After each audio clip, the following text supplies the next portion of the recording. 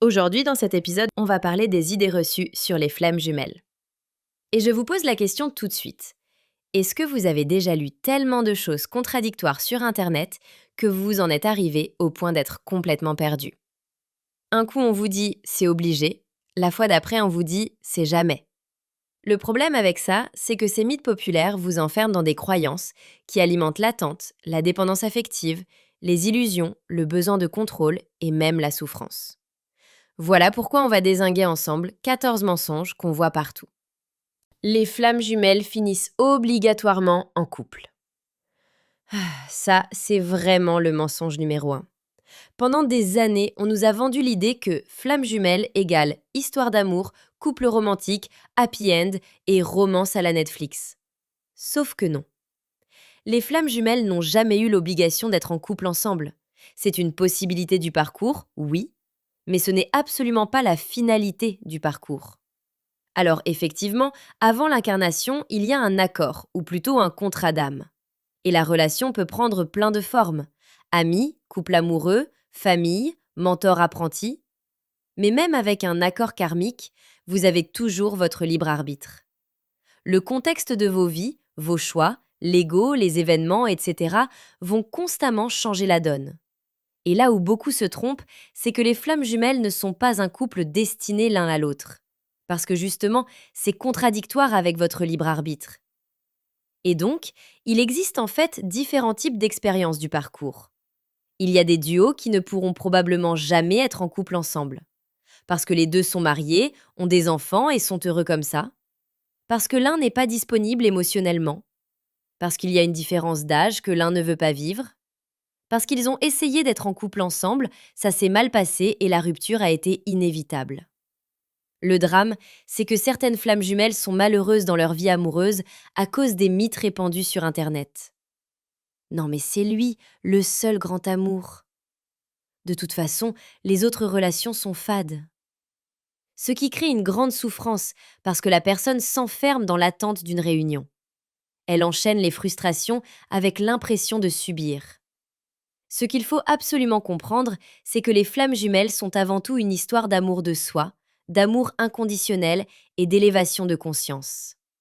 Le but du parcours, c'est le retour à soi, la connaissance de soi et l'apaisement des blessures émotionnelles. C'est faire de soi sa priorité parce que personne d'autre que vous ne peut combler vos manques. Seule votre flamme jumelle vous rend complet.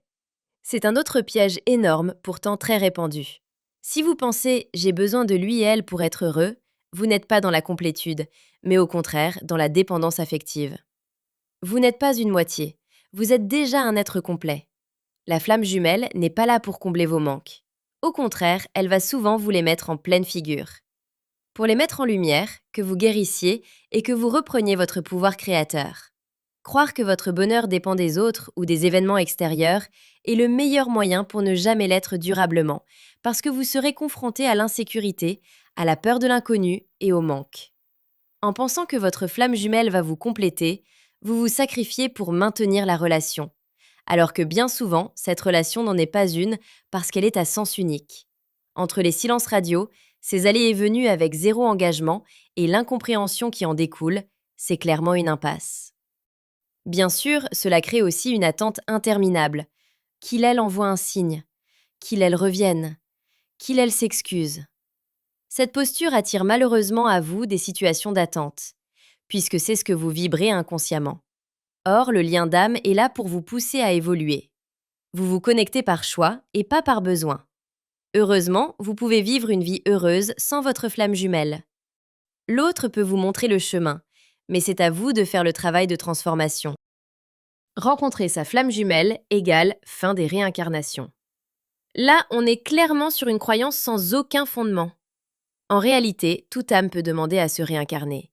Même si votre ego crie « Ah non, hein, moi je reviens pas !» Si l'âme estime qu'elle a encore quelque chose à apprendre, elle s'incarnera de nouveau. C'est son choix, et quoi qu'il arrive, il sera respecté pour permettre à l'âme de vivre une nouvelle expérience. Que l'on ait vécu un parcours de flamme jumelle ou pas ne change strictement rien. Les flammes jumelles se cherchent de vie en vie. C'est romantique, tout le monde adore, mais c'est faux. Merci Platon et le banquet, au passage. Seulement, Platon n'a fait que proposer une vision philosophique de la nature de l'âme avec la culture de son époque. C'est un récit, pas une vérité. Et dans les faits, avant la rencontre, la plupart des gens ignorent tout du lien. Même le terme de flamme jumelle leur est inconnu.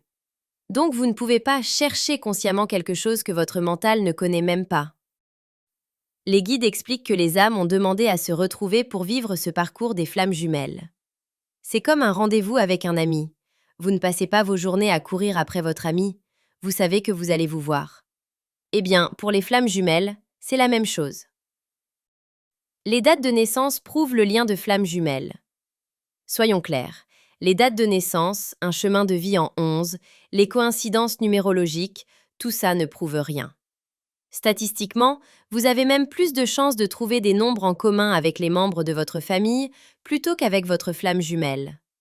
Et souvent, le problème, c'est que les personnes cherchent des signes partout où elles peuvent pour se rassurer.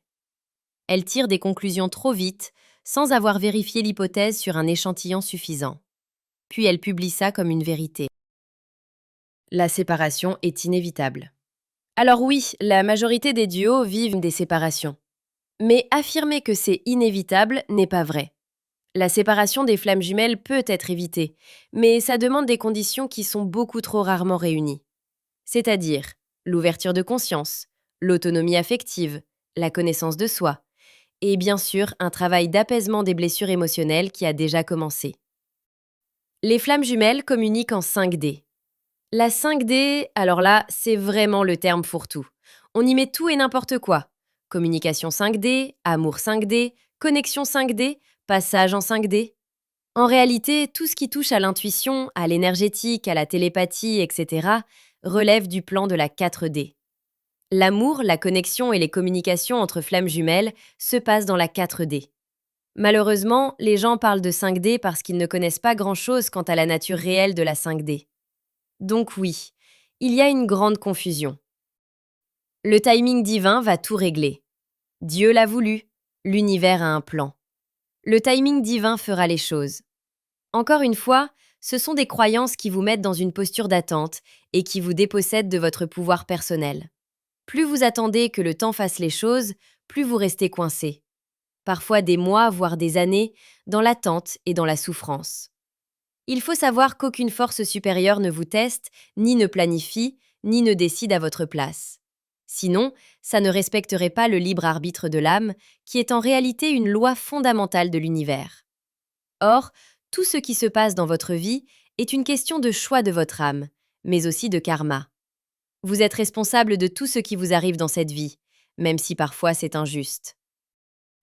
Les flammes jumelles sont des êtres éveillés.